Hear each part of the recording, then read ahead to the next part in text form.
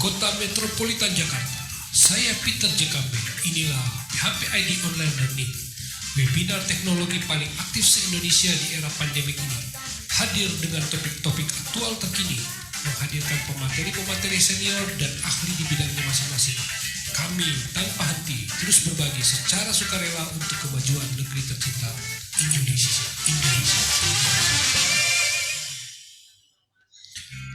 Selamat malam member PHP Indonesia. Berjumpa lagi dengan saya Peter JKB, host dari PHP ID Online Learning. Kita sekarang ketemu lagi di seri ke-121 Online Learning. Wah, luar biasa memang kita selalu start. Om Solihin ngisi seri berapa aja ya sampai lupa. Saya juga lupa ya. Pokoknya awal-awal ya masih. Ini yang ketiga ya. Yang ketiga ya. Ya 50 something gitu kalau nggak salah ya mulainya. Betul lah. Iya. 50 terus 72 terus berapa itu? Oh iya, dan topiknya tentang machine learning. Saya banyak belajar karena memang ada beberapa yang sudah saya implement di kantor ya, lumayan lah, sederhana kecil-kecil lah, ilmunya mantap. Oke, jadi hari ini kita ada pemateri Om Solihin. Beliau adalah dosen di Budi Luhur. Saya sampai lupa sebutnya. Universitas Budi Luhur, dan ya sudah berapa kali ngisi sih, jadi topiknya mantap-mantap. Dan hari ini beliau akan berbagi cerita dengan kita hari ini dengan topik yang baru lagi, mengenal logika fusi, konsep dan implementasinya. Ini topik yang waktu saya berdiskusi sama Om Solihin, ini rumit sebenarnya katanya, bikin pusing. Tapi nggak apa-apa, teman-teman dapat pemahaman lah hari ini, karena saya juga mau belajar, karena saya tahu ini sedikit lebih advance, tapi Om Solihin berjanji akan bawa sesederhana mungkin. Jadi saya harap semua teman-teman bisa ngikut dari awal sampai akhir. Semoga ini akan memberi pencerahan dan kita tetap semangat belajar di tengah pandemik. Dan terima kasih untuk sponsor-sponsor yang terus mendukung program ini, dari Kodepolitan, Rumah Komunitas, ID Klotos, dan Refactory.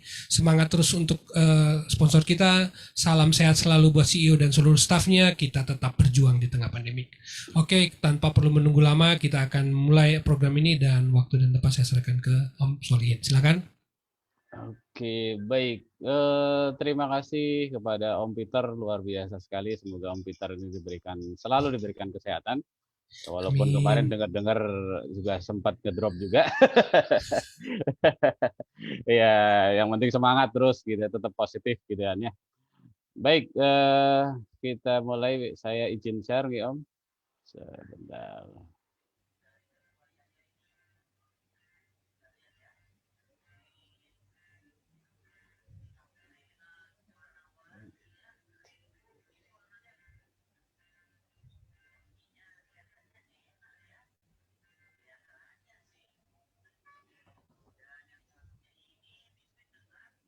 Baik, ya. Bismillahirrahmanirrahim. Assalamualaikum warahmatullahi wabarakatuh.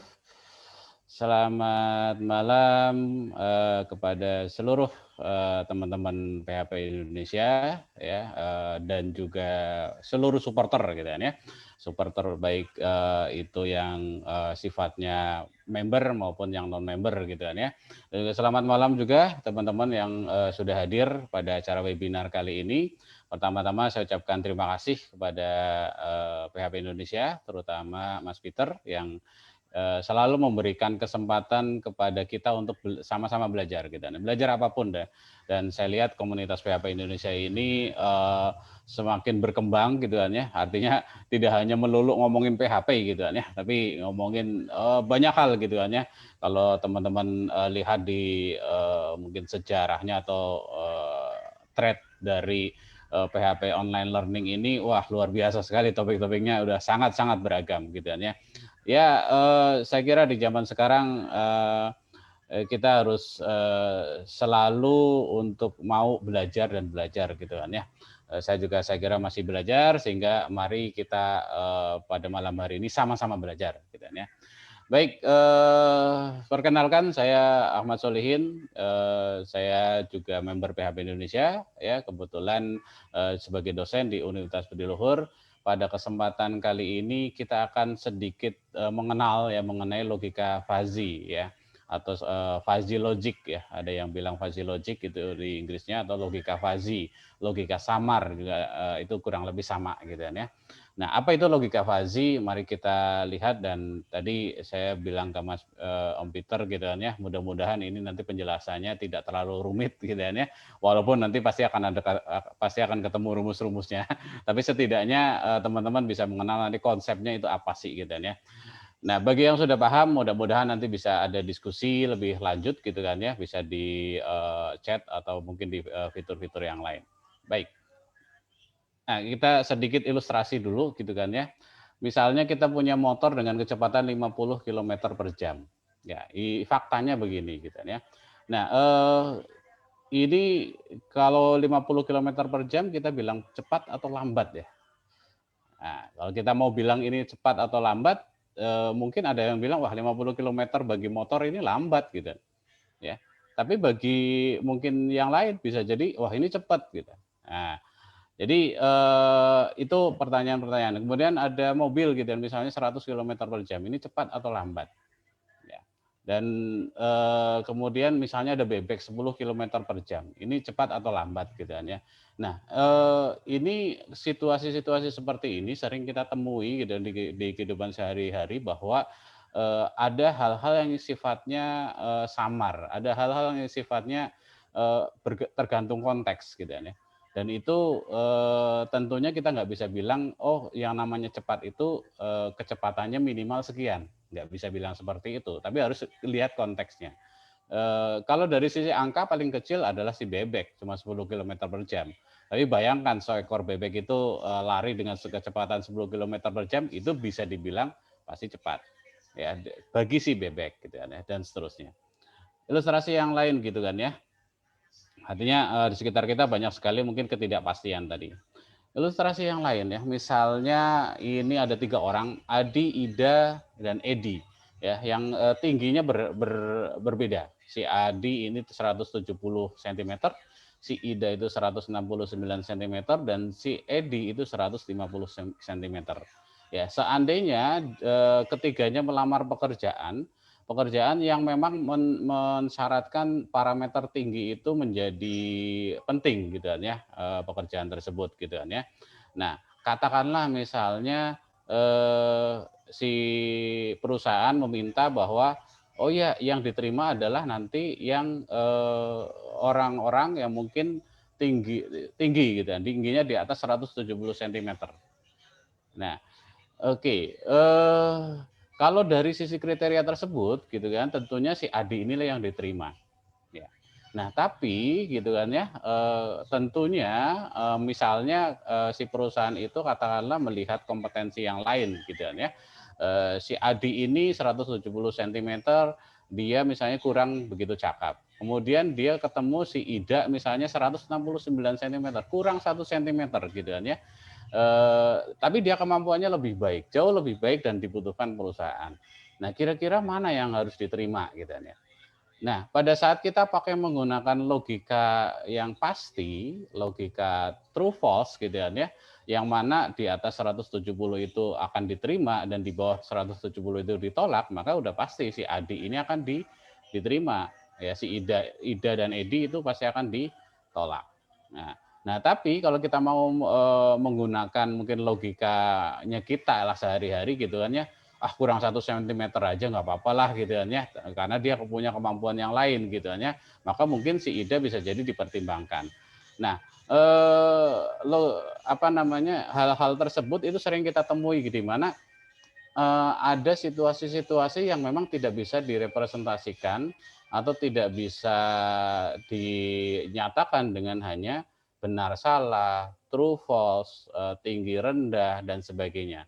Tidak hanya 2 nilai ya, tapi ada nilai yang baik. Apalagi kita orang Jawa atau orang Timur gitu kan ya.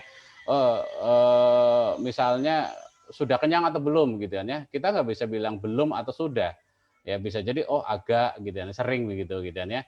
Lapar nggak? Ya agak sih. Nah itu kan berarti ada nilai tengah-tengah di sana. Tidak bisa kita bilang lapar atau tidak gitu kan ya. Oke, jadi banyak sekali lagi permasalahan di sekitar kita yang mengandung ketidakpastian.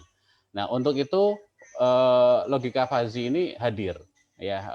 Logika fuzzy ini hadir untuk merepresentasikan nilai-nilai yang di antara nilai yang pasti tadi, ya.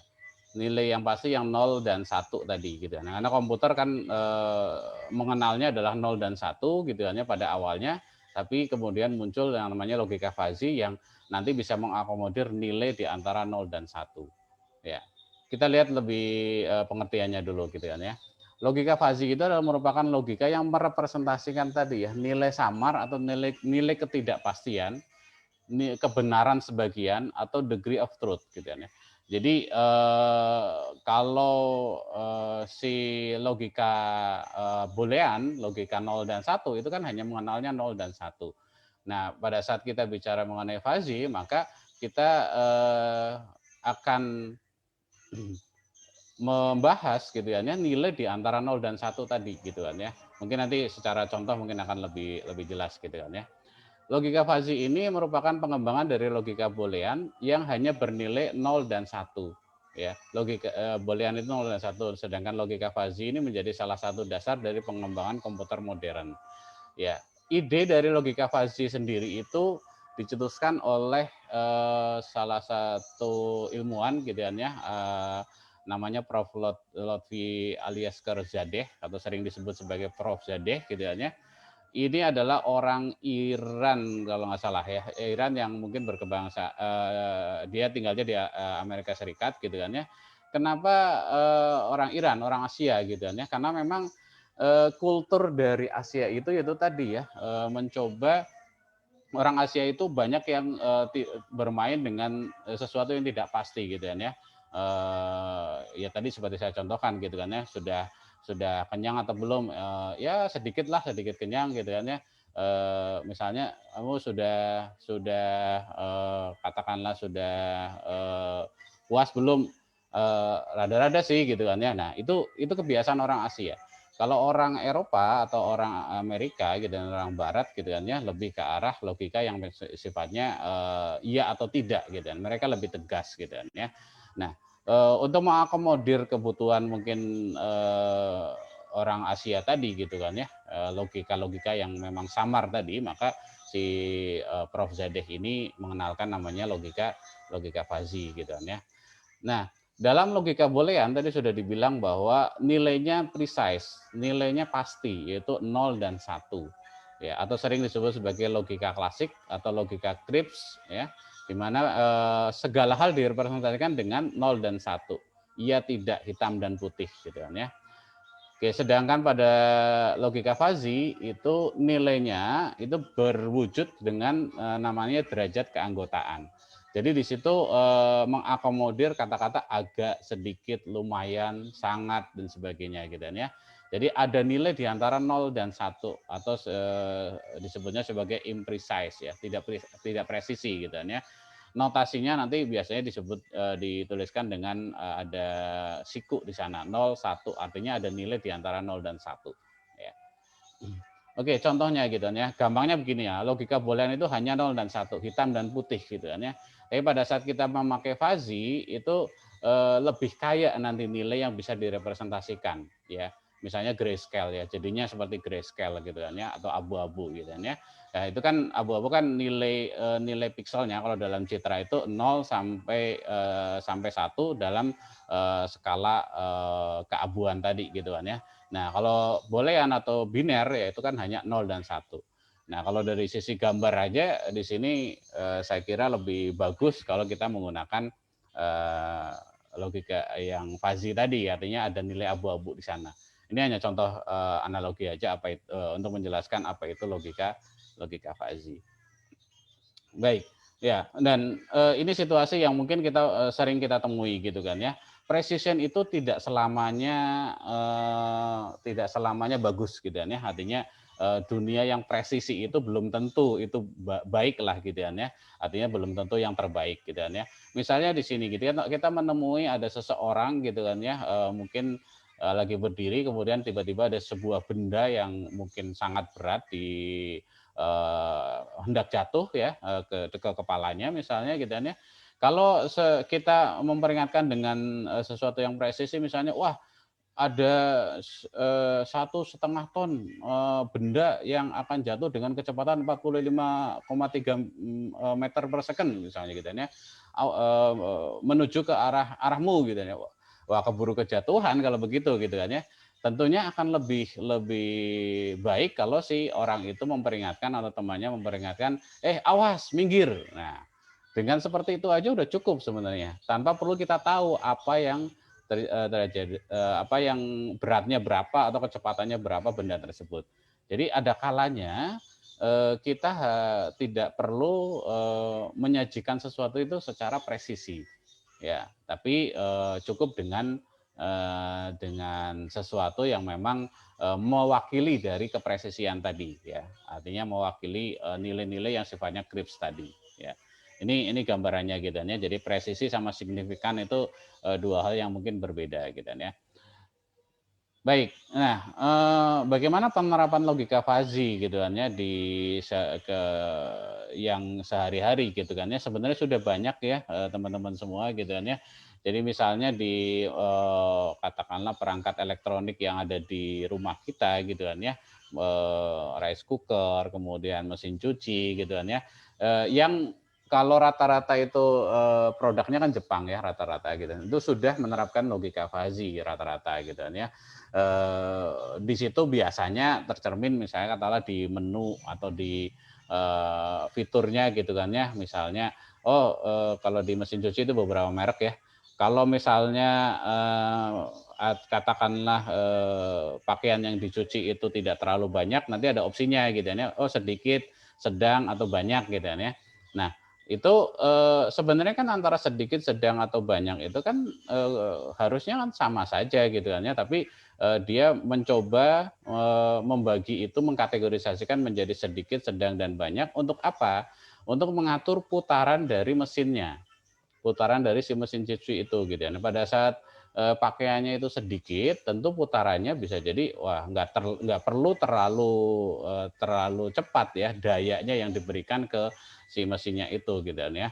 Tapi kalau misalnya katakanlah pakaiannya banyak, kotorannya juga banyak ya atau tinggi ya tentu itu harus lebih berat gitu kan ya. Demikian juga dengan katakanlah pendingin atau AC gitu kan, itu juga sama gitu kan ya. Itu bisa menghemat gitu ya pemakaian daya listrik ya dengan mengatur kalau ruangannya sudah dingin ya tentu kinerja AC harus diturunin gitu kan ya. Itu kan ada sensor yang mungkin membaca itu gitu kan ya. Kemudian di mobil tipe tertentu gitu ya, kalau nggak salah merek Nissan gitu ya, ada penelitian yang konon si Nissan itu bisa menghemat pemakaian bahan bakar sekitar 17% gitu ya, dengan penerapan logika fuzzy di sistem kontrolnya gitu ya, pemakaian bahan bakar terutama gitu ya. Artinya pada saat mobil itu mungkin melaju sudah stabil, maka bahan bakarnya bisa jadi dikurangi gitu ya, dan seterusnya. Sebenarnya sudah banyak gitu ya. Pengereman kereta itu juga sama gitu ya. Kalau kita menggunakan logika fuzzy gitu ya, kereta berhenti itu akan mendadak sekali gitu ya. Tapi dengan fuzzy dia bisa berhenti dengan lebih halus gitu ya, karena dilakukan secara bertahap gitu ya. Artinya statusnya tidak cuma jalan berhenti gitu ya, tapi juga ada status yang lain gitu ya, agak pelan, cepat dan sebagainya ya. Dan berbagai macam perangkat elektronik yang mungkin sudah tersedia fiturnya gitu kan ya, tanpa kita sadari gitu kan ya, kadang seperti itu. Lalu di dalam penelitian juga banyak sekali ya pemanfaatan dari logika fuzzy gitu kan ya. Misalnya ini ada contoh penelitian gitu kan ya, kendali logika fuzzy pada sistem electronic control unit air conditioner mobil gitu kan ya. Ini mengatur apakah si AC itu nanti akan mendinginkannya itu dengan kekuatan penuh atau mungkin dengan kekuatan yang tidak terlalu penuh dan sebagainya gitu kan ya. Terus juga sistem penstabil kamera atau gimbal ya dengan logika fuzzy untuk pengambilan gambar, foto dan video. Ini melihat apakah ini kameranya stabil atau tidak ya. Lalu tempat sampah pintar dengan logika fuzzy gitu ya. Sepertinya banyak diterapkan di perangkat gitu ya. Walaupun banyak juga logika fuzzy ini nanti digabungkan atau disandingkan dengan berbagai solusi-solusi algoritma gitu kan ya. Misalnya nih yang terakhir ini ada aplikasi penilaian guru menggunakan logika fuzzy gitu kan ya. Itu mulai ke arah sana gitu kan ya. Misalnya untuk di DSS ya ada metode namanya fuzzy SAW ya dan sebagainya yang itu memang menerapkan konsep dari logika fuzzy itu sendiri gitu kan ya. Itu beberapa contoh mendasar dari logika fuzzy. Oke, kalau kita bicara mengenai dasar-dasar dari logika fuzzy, ada beberapa konsep atau mungkin istilah gitu kan ya, yang mungkin kita perlu pahami gitu kan ya. Yang pertama adalah variable fuzzy gitu kan ya. Nah, variable fuzzy ini ya atribut lah gitu kan ya. Umur, kecepatan, suhu, tinggi badan, penghasilan dan sebagainya gitu kan ya. Atribut gitu kan ya. Kalau kita sering sebut sebagai atribut atau parameter gitu kan ya, itu variable fuzzy. Kemudian himpunan fuzzy. Nah, himpunan fuzzy ini bicara mengenai sifat-sifatnya gitu kan ya. Jadi kelompok yang mewakili suatu keadaan tertentu gitu kan, dari variabel fuzzy. Atributnya itu yang mau seperti apa? Suhunya mau seperti apa? Kalau suhu kita representasikan dengan suhu 30 derajat, 40 derajat, 50 derajat dan sebagainya itu bukan fuzzy. Itu yang disebut sebagai data yang sifatnya crisp gitu kan ya. Data yang sifatnya pasti tadi gitu kan ya. Nah, tapi kalau misalnya kita bilang suhu itu panas, suhu itu dingin ya, suhu itu hangat gitu kan ya, maka itu yang dikatakan sebagai variabel himpunan fuzzy atau linguistik sering disebut sebagai linguistik juga gitu kan ya. Artinya ini menggunakan bahasa sehari-hari yang kita kenal. Ya, itu alamiahnya fuzzy itu seperti itu, menggunakan bahasa sehari-hari. Nah, pertanyaannya adalah nanti panas itu berapa sih, sedang itu berapa, dingin itu berapa dan sebagainya. Itu nanti akan direpresentasikan dengan konsep fuzzy selanjutnya gitu kan ya.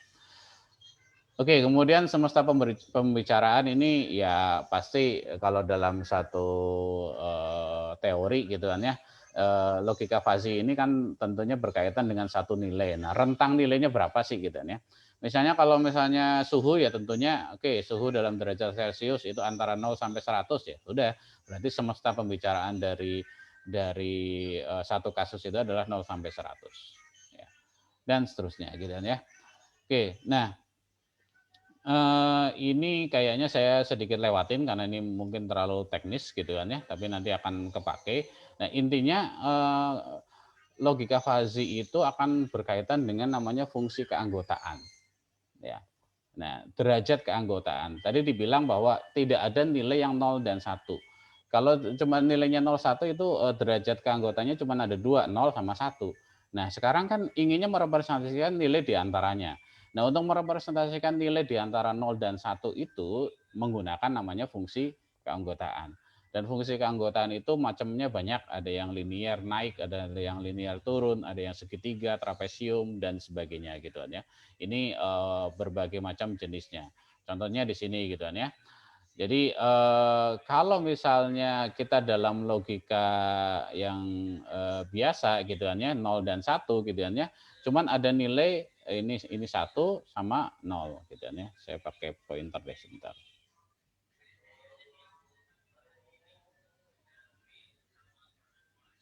Oke, cuman ada 0 dan 1 dalam logika yang biasa gitu kan ya, 0 dan 1. Jangan pointer pen aja. Oke. Nah, ini 0 dan 1. Sedangkan dalam fuzzy itu tidak cuma 0 dan 1 gitu kan ya, tapi ada nilai di antaranya. Nah, ada kalanya kasus itu dipresentasikan dengan kurva naik ya. Nah, kurva naik itu artinya ada nilai yang menaik di sana menuju dari mulai 0 menuju 1. Nilai di antaranya gitu kan ya. Kalau digambarkan dalam formula itu nilainya nanti adalah X min A dibagi B min A dan seterusnya. Ini teknis lagi dan ya. Nanti mungkin teman-teman bisa belajar lebih lanjut terkait dengan itu gitu. Ini pengenalan saja gitu ya. Misalnya begini gitu ya. Ini kasus saja. Ada sebuah katakanlah suhu ya. Misalnya ini representasikan suhu gitu ya.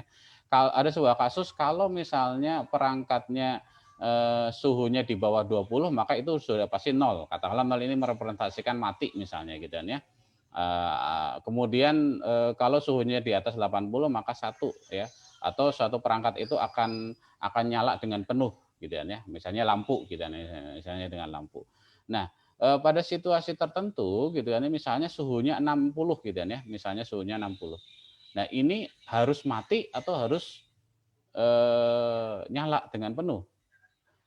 Nah, itu maka di situ direpresentasikan kalau misalnya suhunya 60 itu kita nggak bisa bilang mati atau nyala dengan penuh gitu ya, tapi seberapa penuh gitu ya, maka kita bisa hitung gitu ya, 60 itu akan menjadi sekitar segini gitu ya, artinya mungkin sekitar 60% atau 70%. Ya. Kalau X-nya kalau di sini direpresentasikan misalnya 42 ada di sini, maka nanti nilai mu-nya itu akan menjadi 0,36. Sehingga kita bisa setting si lampu atau mungkin perangkat itu, oh nyalanya sebesar 36%, jadi nggak sampai 100%. Itu akan itu yang membuat dia bisa menjadi lebih hemat gitu kan ya, dan seterusnya gitu kan ya. Oke, demikian juga ada kurva turun. Ini dengan contohnya nanti mungkin teman-teman juga bisa bisa menyimak gitu kan ya. Mungkin di akhir akan saya linkkan ininya materinya. Kemudian ada yang bentuknya segitiga, jadi beberapa permasalahan mungkin ada yang bentuknya segitiga. Ini seringkali kalau ada kriteria misalnya pada saat nilai tertentu itu maksimal, tapi pada saat nilai yang sebelumnya itu minimal gitu atau diantaranya gitu. Itu sering seperti itu. Ini contoh misalnya apa ya? Pokoknya sesuatu yang mungkin di tengah-tengah gitu kan ya. Katakanlah 50 itu dia paling bagus gitu kan ya. Kalau misalnya 100 itu paling jelek, 0 itu juga paling jelek gitu kan ya. Jadi ada gradasi yang bentuknya segitiga di sana. Oke. Saya lanjutkan agak cepat di bagian sini ya. Yang penting intinya isi tadi gitu kan ya, bagi fungsi keanggotaan ini akan sangat bergantung pada kasusnya. Ya, kasus yang mungkin kita tangani gitu kan ya. Bisa dengan menggunakan naik atau turun gitu kan. Yang penting bahkan mungkin ada yang bentuknya sigmoid seperti ini gitu kan ya. Ini kurva sigmoid namanya gitu kan ya, menggunakan sinus kosinus gitu kan ya. Ada sigmoid menurun ya, ada juga kurva lonceng ya, dan seterusnya. Nah, yang penting lagi adalah kita perlu pahami bahwa sorry, ini saya skip. Nah, sekarang kita lebih melihat ke sistemnya deh. Jadi penerapan fazi itu dalam dunia realnya itu bentuknya kurang lebih seperti ini. Ya. Bentar, izin saya minum dulu.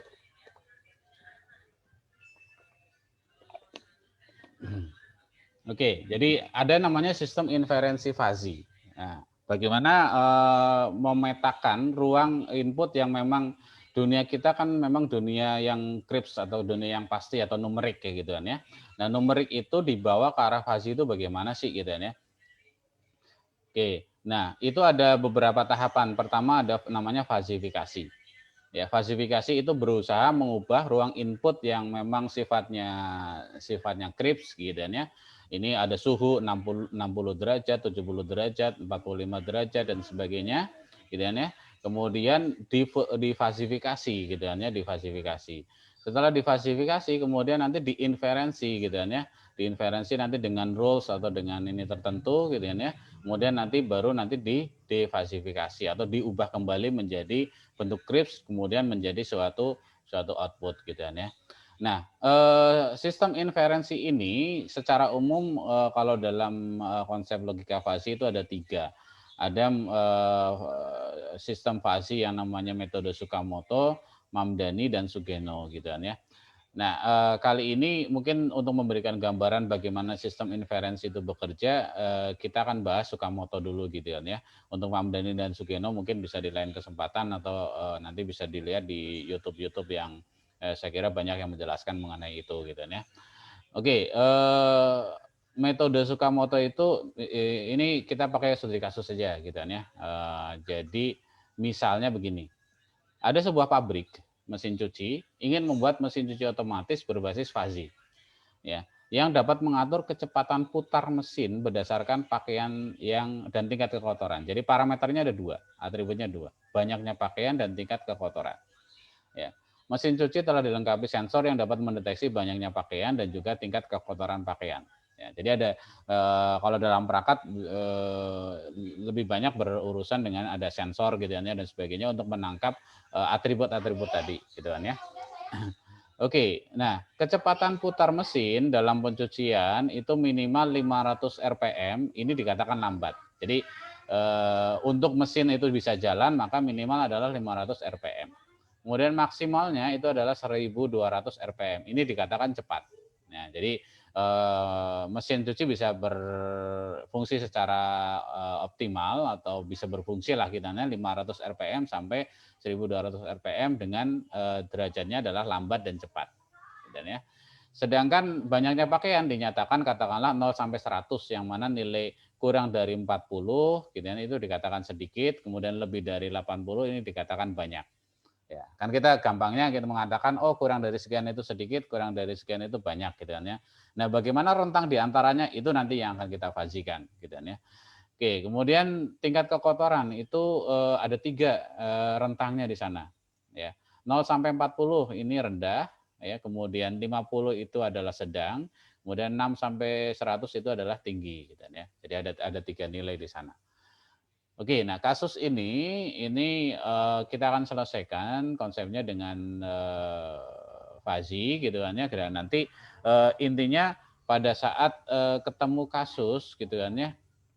Nanti misalnya katakanlah ada si sensornya itu mendeteksi bahwa pakaiannya misalnya katakanlah banyaknya pakaian 50 misalnya ya. Kemudian kekotorannya katakanlah misalnya 42 gitu ya. Maka mesinnya itu harus diputar dengan cepat, seberapa cepat gitu ya. Nah, itu yang nanti akan dijawab oleh si Fazi ini gitu ya. Oke. Nah, dari spesifikasi mesin cuci tadi gitu kan ya dan berdasarkan mungkin penelitian gitu kan ya bahwa ditemukan rules gitu kan ya atau aturan ada 6 aturan ya. Ditemukan rules gitu ya bahwa kalau pakaiannya sedikit, kekotoran rendah, maka putaran itu lambat ya.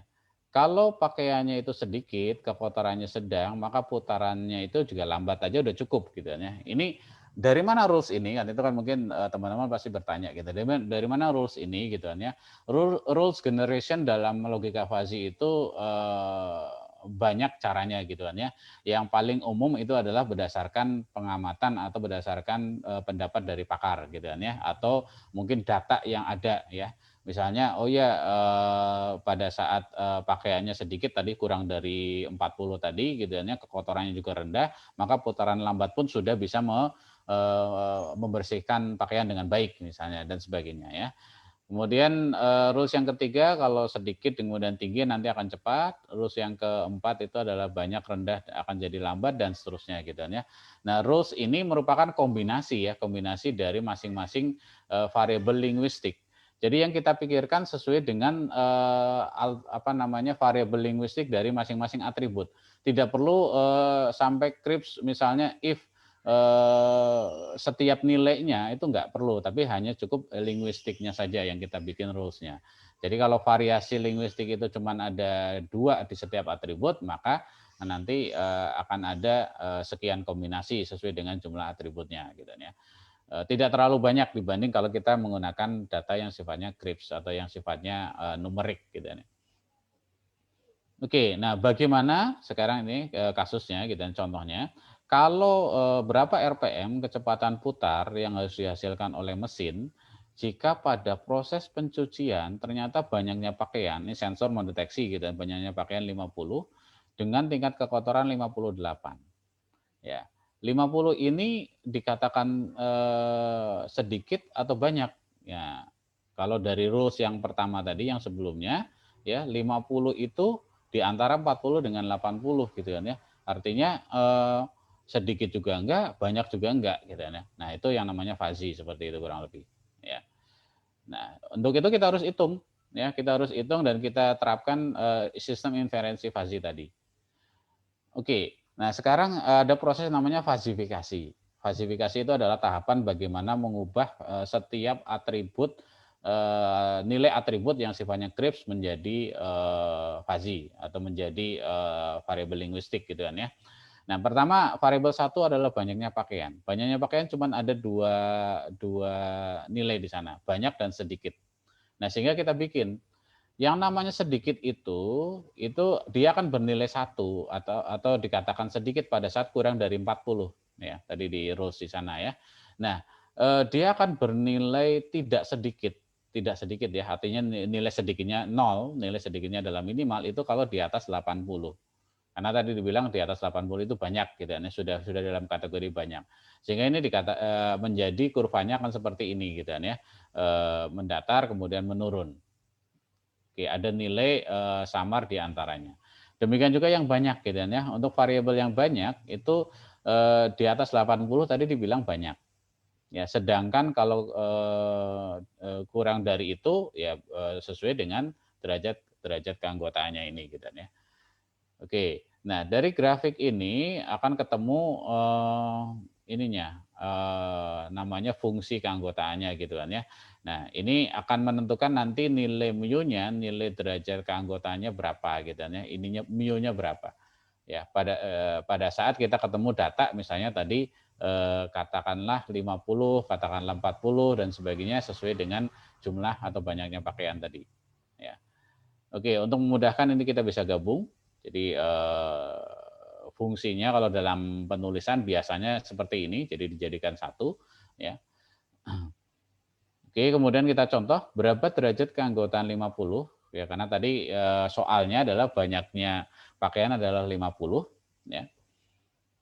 Oke, kita tinggal masukkan ke rumus masing-masingnya. Ya. Mu yang sedikit ya pada saat mu sedikit itu untuk yang 50 itu nanti nilainya karena 50 itu bukan di atas 80 dan juga bukan dikurang dari 40 maka menggunakan rumus yang tengah. Ya, rumus yang tengah yaitu 80 dikurang X dibagi 80 kurang 40 artinya 0,75. Jadi 50 itu kalau ditarik dan ketemu dengan grafik yang sedikit ini hasilnya di sini 0,75 ya. Begini. Juga dihitung 0,25 gitu kan ya. Kenapa? Karena 50 ketemu dengan 0,25 di sini ketemu dengan grafik banyak ya, grafik yang biru, ini hasilnya adalah 0,225. Kalau di total pasti 1 gitu kan ya.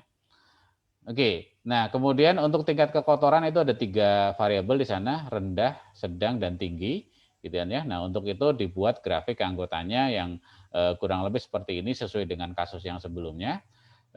Berapa derajat kekotoran kalau 58 ya kita tinggal 58 checklist di sini kurang lebih ya. Kalau dihitung dengan rumus dia akan ketemu dengan kurva yang hijau, yang sedang dan ketemu dengan yang tinggi.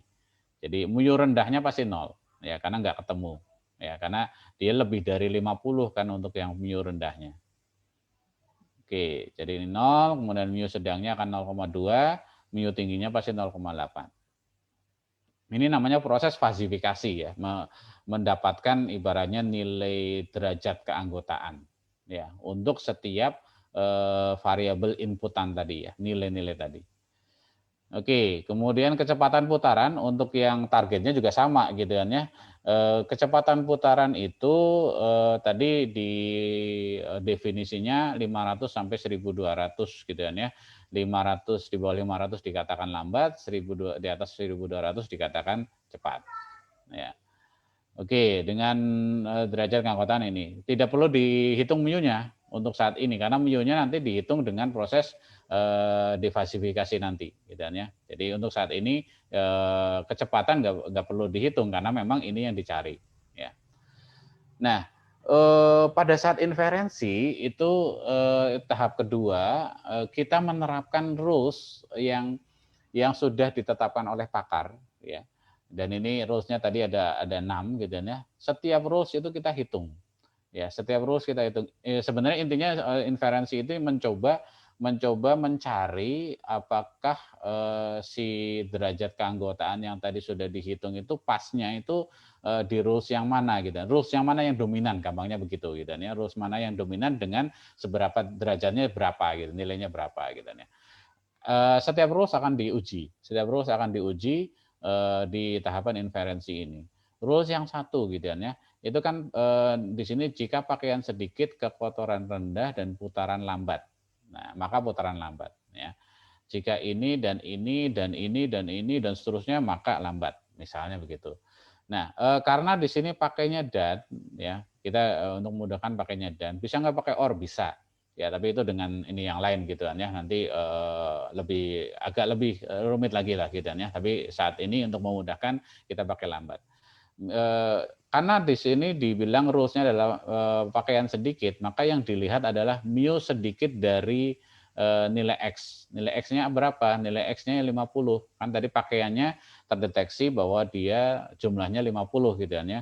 Mu sedikit dari 50 didankan atau di n-kan dengan mu rendah ya dari X ya, mu rendah dari kekotoran tadi 58 tadi ya. Ini akan menjadi seperti ini gitu kan ya. Mu sedikitnya itu kalau tadi ngelihat yang ke depan nanti bisa back kembali gitu kan ya. Itu adalah 0,75, sedangkan mu rendahnya ini adalah 0.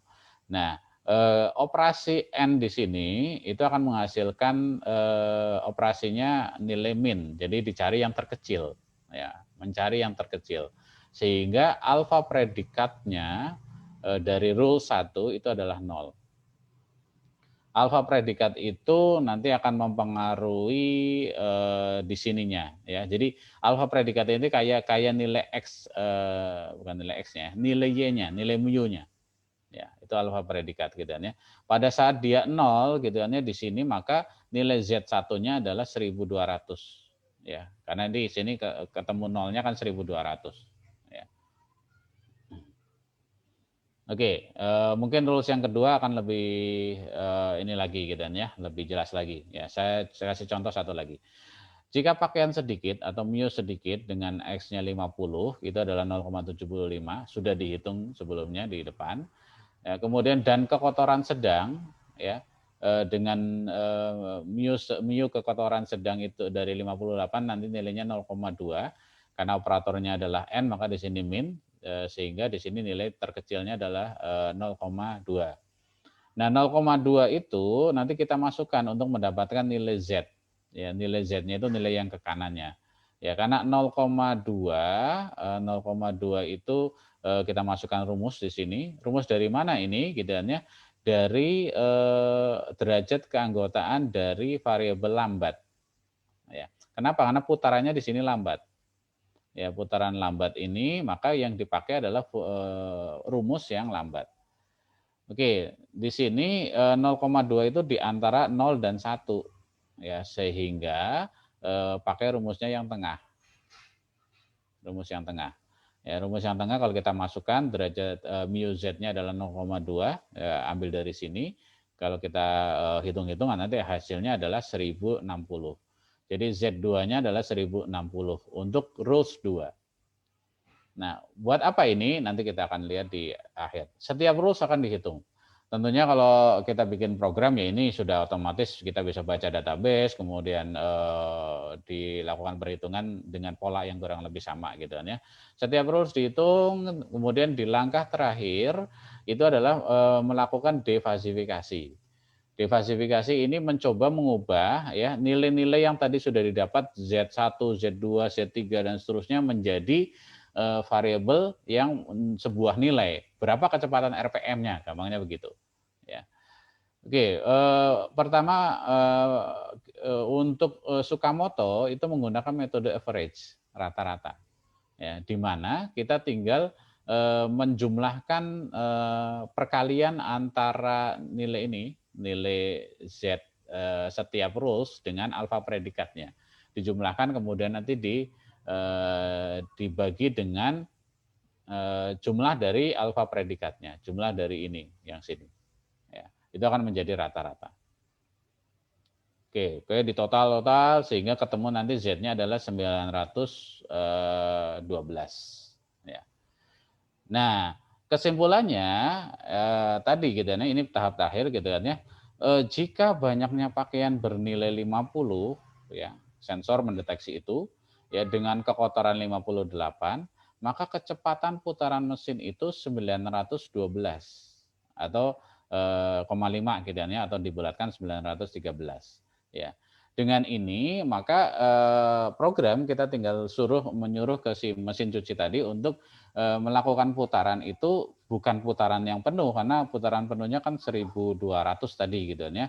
Nah, karena banyaknya pakaian itu cuma 50 dengan tingkat kekotoran 58, maka dia cukup muternya dengan kecepatan 913 saja deh gitu ya. Jadi akan menghemat sekian tenaga ya bagi si mesin tadi gitu ya, sehingga mesinnya bisa lebih hemat dari sisi daya, bisa juga lebih hemat dari sisi mungkin keawetan dan sebagainya.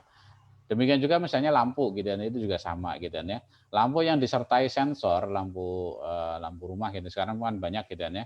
Itu juga banyak yang menggunakan fazi tadi gitu ya, di mana pada saat mungkin siang lampunya nggak usah terlalu terang gitu ya, atau pada saat ada terang bulan maka lampunya bisa jadi lebih redup dan sebagainya gitu ya. Jadi akan menghemat daya yang diperlukan oleh si lampu gitu ya. Oke, saya kira itu gitu ya. Penjelasan lebih lanjutnya sebenarnya saya ada 4 video yang di channel saya yang mungkin teman-teman bisa simak lebih lanjut mengenai materi yang ada kita sampaikan di malam ini atau kita bahas di malam hari ini. Itu sih kurang lebih singkatnya gitu ya. Mudah-mudahan sedikit memberikan gambaran atau mungkin sedikit bingung gitu ya. Tapi saya kira kebingungan itu adalah salah satu tanda bahwa materinya itu ditangkap gitu ya. Hanya memang belum perlu diasah lagi sehingga nanti menjadi lebih paham lagi dan sebagainya ya.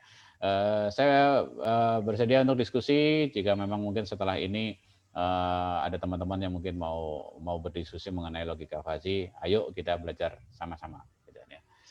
Baik, mudah-mudahan tidak terlalu pusing gitu ya, komputer gitu ya.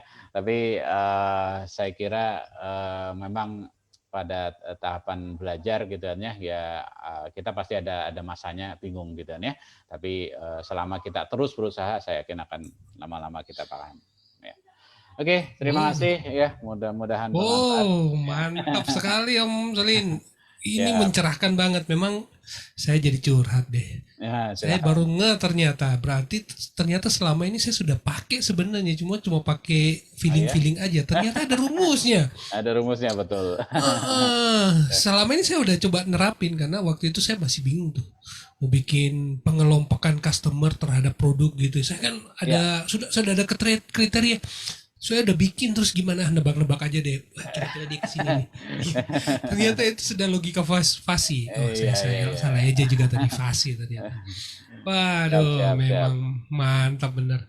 Kayaknya saya jadi agak bingung tapi jadi penasaran malah. Jadi pingin dalemin lebih dalam. Nah, ini kayaknya mantap memang.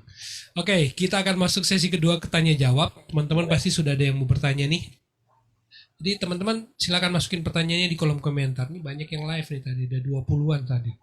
Nah, saya sambil nunggu kita akan break sebentar. Om Solihin mau turun minum dan saya akan baca beberapa pesan yang mau lewat.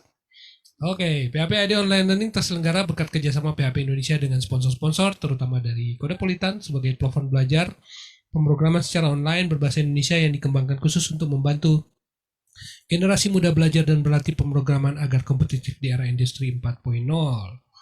Ya, terus dari Rumah Komunitas sebagai pelopor merchandise inovatif di Indonesia menyediakan custom pakaian sesuai keinginan berkualitas dan tanpa minimum order. Mereka lagi ada promo bulan ini. Nah, ini yang terbaru, rompi PHP Indonesia. Teman-teman yang mau pesan silakan berkunjung ke Rumah Komunitas, ada rompi PHP Indonesia yang baru. ID Cloud House sebagai penyedia layanan web hosting provider berbasis SSD cloud hosting dengan berbagai pilihan lokasi data center dibangun tahun 2015 setelah melayani kebutuhan berbagai segmen baik kalangan profesional, SMA, korporasi besar dengan lebih dari 100.000 customer. Dan Refactory mana nih?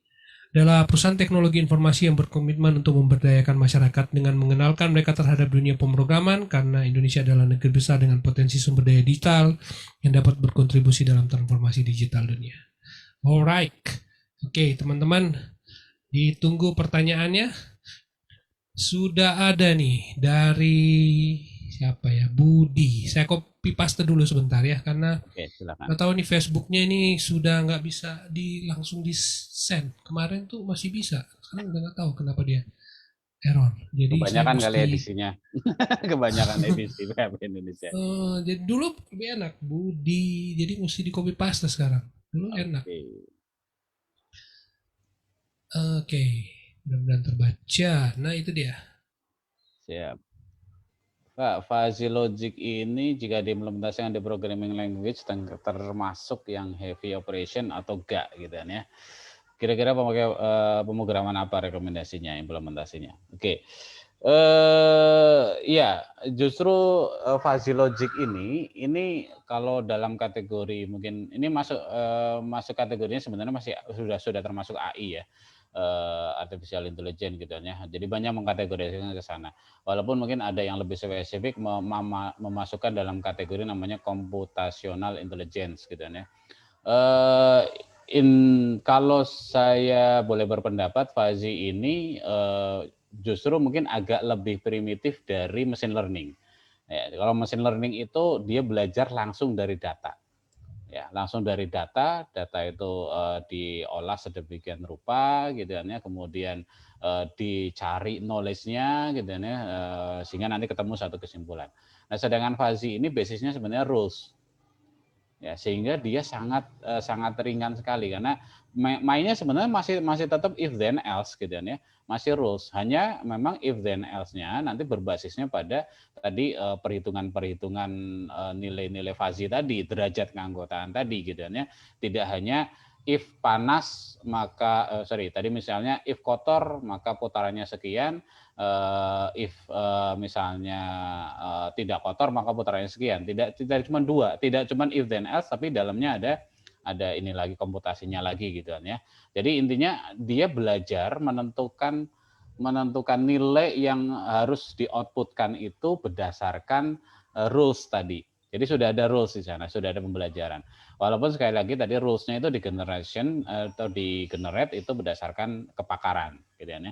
Kalau machine learning kan enggak. Kalau machine learning rules-nya itu di-generate berdasarkan pembelajaran yang dilakukan melalui data. Ya, jadi itu gitu ya. Kalau ditanya komputasinya malah justru yang sangat ringan karena memang basisnya adalah if then else. Untuk itu fuzzy logic ini banyak diterapkan di mesin atau perangkat. Yang itu tentu komputasinya pasti akan sangat terbatas kan.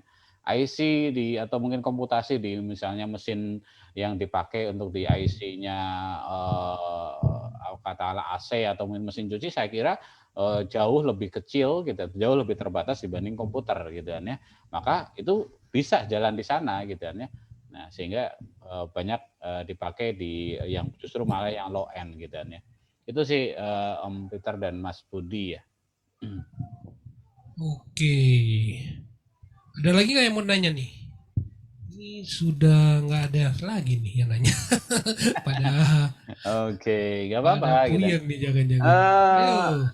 Eh kayak di ini ya mungkin pernah saya nggak tahu mungkin teman-teman ini saya juga tahunya belum lama gitu kan ya. Di Excel ternyata ada fitur VLOOKUP yang berdasarkan fuzzy Om. Oh ya. VLOOKUP, HLOOKUP itu kan apa namanya? Kalau VLOOKUP sama HLOOKUP itu kan pasti nilainya pasti ya.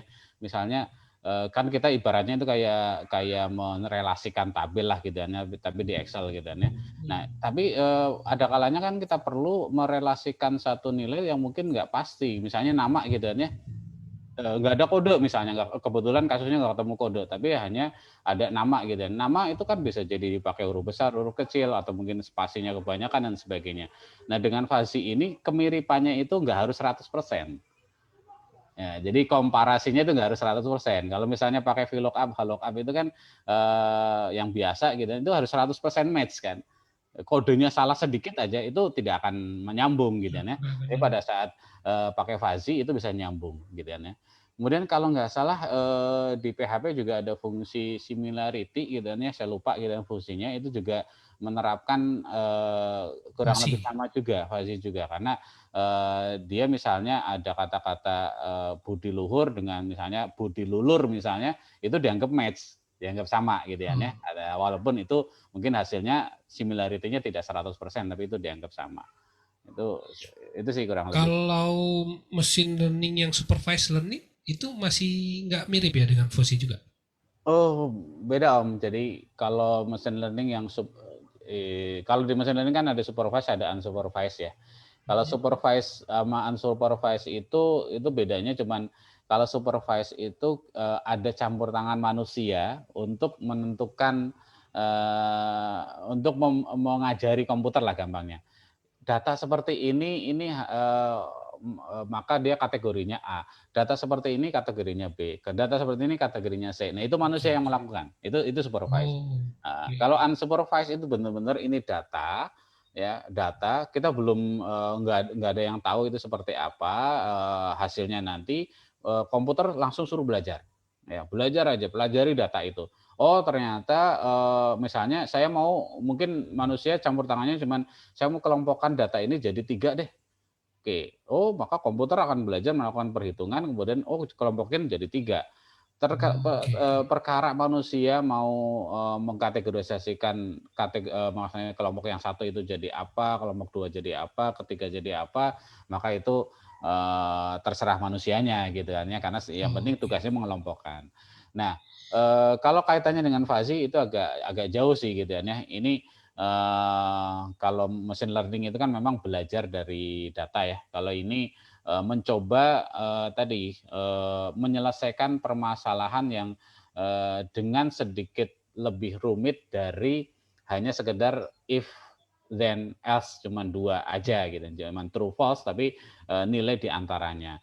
Itu akan manfaatnya tadi ya menjadi lebih akurat mungkin gitu kan ya, mengakomodir nilai-nilai yang memang tidak nol dan tidak satu gitu kan ya, di antaranya ada. Oke, pertanyaan berikut dari Cipo Grande. Oke, di mana? Saya sambil lihat Mantap Facebook sekali ya. Om Dolin. Oke. Ini mencerahkan banget. Memang saya jadi curhat ya. Ternyata selama ini saya sudah pakai sebenarnya. Facebook ya. Oke. Mencerahkan banget. Memang saya jadi curhat. Ternyata selama ini. Di mana saya bisa mendapatkan literatur tentang logika fasih? Oke, ya ini ada yang sudah bantu jawab nih sepertinya. Saya dulu belajar dari buku aplikasi logika Fuzzy Sri Kusuma Dewi ya. Ini salah satu buku yang mungkin banyak dipakai lah Kusuma Dewi gitu dan boleh gitu kan ya.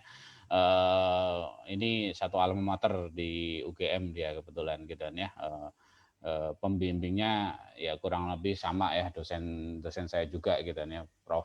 Hartati juga gitu kan. Bukunya banyak ya tentang logika fuzzy.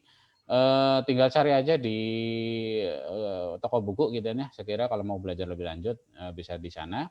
Kemudian di YouTube saya nanti mungkin saya share linknya gitu ya. Itu juga saya bahas beberapa terkait dengan logika fuzzy ini step by step ya. Kalau tadi saya mungkin agak kecepatan gitu ya, karena mungkin durasi gitu ya.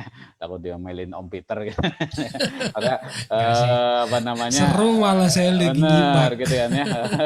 Tadi mungkin saya terlalu cepat gitu, dan di YouTube yang pernah saya share mungkin lebih step by stepnya lebih pelan gitu ya.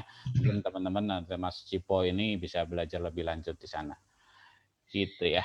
Pertanyaan dari saya lagi, Om Solihin, apa namanya, use case yang mungkin sedikit cocok untuk keperluan yang di lingkungan developer yang terkait fusi itu kayak gimana ya? Tadi kan mesin cuci ini mungkin Ya. ada ya oke juga, ya. cuma kalau misalnya di penerapan sehari-hari yang paling banyak berhubungan sama lingkungan developer.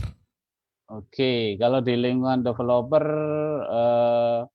biasanya ya mungkin gini ya, kalau teman-teman yang mungkin banyak bermain dengan sensor memang banyak cocoknya, banyak applicable lah gitu pakai fuzzy gitu kan ya. Nah, kalau di lingkungan developer sebenarnya bisa digandingkan dengan konsep yang lain, misalnya untuk decision support systemnya Om. Misalnya katakanlah saya mau menentukan gitu kan ya, dari misalnya profil seorang mahasiswa dengan IPK sekian, dengan mungkin dia katakanlah nilai mata kuliahnya ini gitu ya, kemudian nilai mata kuliah B itu sekian, kehadirannya sekian dan sebagainya, dia nanti IPK-nya akan berapa. Jadi kayak semacam buat prediksi itu juga sebenarnya bisa, ya. IPK-nya berapa gitu kan ya. Itu dengan mengubah tadi nilai-nilai yang misalnya katakanlah untuk dia yang mempengaruhi IPK itu katakanlah apa gitu kan ya. Lulusnya itu dengan nilai IPK berapa itu bisa dilakukan prediksi sesuai dengan atribut tadi dengan tentunya rules-nya bisa jadi akan banyak ya. Tapi itu bisa bisa dilakukan ya sesuai dengan parameter. Atau misalnya menentukan katakanlah misalnya guru terbaik gitu kan ya dengan parameter A, B, C. Nah, A, B, C ini kan memang sifatnya rata-rata kan sebuah nilai. Nilainya tertentu gitu ya, mungkin hasil penilaian dan sebagainya. Nah, itu bisa dikategorisasikan dulu, Om. Jadi dikategorisasikan itu berdasarkan nilai fuzzy tadi gitu kan ya. Misalnya 0 sampai sekian itu akan menjadi rendah, sekian sampai sekian akan menjadi sedang, sekian sampai sekian akan menjadi tinggi, tapi perbedaan dengan yang rentang nilai yang biasa itu ada intersection. Jadi syarat fuzzy itu pasti akan ada intersection antara nilai. Misalnya 0 sampai 40 itu dikatakan rendah ya. Kemudian ternyata dari data atau mungkin dari pakar dibilang 30 sampai 60 itu sedang. Itu kan ada intersection.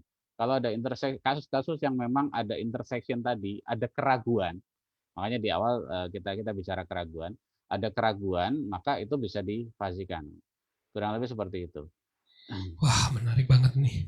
Benar-benar topik panjang lebar dan wah kayaknya saya jadi penasaran pengen lebih lanjut. Pertanyaan sudah nggak ada nih kebetulan, jadi kita mungkin sudah masuk sesi ketiga di sesi akhir. Mungkin Om Solihin punya pesan-pesan buat teman-teman yang mau belajar terkait fusi programming, fusi logika ini, atau ya kesimpulan juga terkait topik kita hari ini. Oke, siap. Baik. Teman-teman semua gitu kan ya dalam sesi akhir dari setiap mungkin webinar yang saya sampaikan gitu kan ya, saya kira pesannya sama gitu kan ya mari kita sama-sama untuk ya senantiasa bersemangat untuk belajar gitu kan ya, bagaimanapun kondisi kita gitu kan ya, terus belajar gitu kan ya. Nah, jangan berhenti untuk belajar ya. Karena saya sendiri gitu kan ya, terus terang gitu kan ya, belajar fuzzy ini juga ya belum lama gitu kan ya, dalam arti ada kebutuhan gitu ya, maka ya udah kita belajar dulu gitu kan ya. Nah, sekarang enaknya adalah sumber pembelajaran itu tersedia sangat luas. Ya, sangat banyak ya. Mungkin akan sangat berbeda dengan zaman kita dulu ya, Om Peter gitu kan ya, yang sumber internet pembelajaran di internet itu sangat terbatas gitu kan ya. Kalau sekarang itu sudah kita tinggal klik aja, kita mau buka, kita asal mau gitu kan ya. Itu maka tentunya kita akan dapatkan ilmu itu gitu kan ya. Nah, kemudian yang kedua, ada kalanya kita mungkin perlu keluar dari zona nyaman gitu kan ya. Dalam arti kita mungkin sehari-hari mungkin bersentuhan dengan bidang A gitu ya, bidang misalnya kita bersentuhan dengan seorang developer, bersentuhan dengan PHP misalnya gitu ya nggak apa-apa, kita sedikit mungkin mempelajari bagaimana mungkin kata Om Peter tadi editing video, urusan kamera gitu itu akan seru sekali gitu, hidup kita menjadi lebih berwarna ya Om gitu ya. Jadi karena ada banyak ilmu, ada banyak yang bisa kita tangkap, kemudian kita bisa ceritakan buat orang lain dan sebagainya gitu. Jadi sekali lagi belajar itu saya kira nggak ada batasnya gitu ya. Teruslah belajar gitu ya. Oke. Oke, waduh itu pesannya mantap sekali dari Om Solihin. Yes, mantap. Oke, kita sudah di akhir sesi kita hari ini dan sebagai pengumuman teman-teman kita akan ketemu hari Senin ya, Senin depan, Selasa deh. Kita akan ketemu hari Selasa jam 7 dengan topik yang berbeda. Hari ini kita akan bahas mengenai digital marketing, cara menjadi afiliator marketer sukses. dengan Om Fadil Sikri dari Direktur PT Apokat Digital Indonesia. Dan masih ada undangan untuk teman-teman yang mau jadi pemateri. Topiknya, waktunya tersedia bebas dari sekarang sampai dengan akhir tahun. Silakan isi form di s.pphp.id jadi minus pemateri. Dan ucapan terima kasih untuk Om Irfan Maulana dan Om Nuri yang sudah berpartisipasi. Teman-teman yang mengikuti pembelajaran tentang machine learning atau topik dari Om Solihin yang sebelum-sebelumnya, silakan follow cari di Telegram dan ketik aja PHP ID Learning Machine Learning atau logika fasi, dan teman-teman akan dapat topik-topik yang terkait logika fasi. Dan PHP Indonesia membuka donasi. Teman-teman yang mau berpartisipasi dalam donasi, silakan berkunjungi di s.php.id/donasi. Silakan berpartisipasi melalui GoPay, OVO, ShopeePay dan sebagainya, donasi receh. Oke, dengan demikian berakhir sudah Om Solihin. Kita topiknya malam hari ini luar biasa, mantap sekali.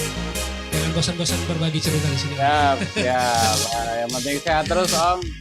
Sehat terus. Yes. Nanti saya todong lagi karena saya yakin teman-teman juga untuk pembelajaran tentang topik ini lebih dalam lagi. Oke. Terima kasih semuanya. Bye bye.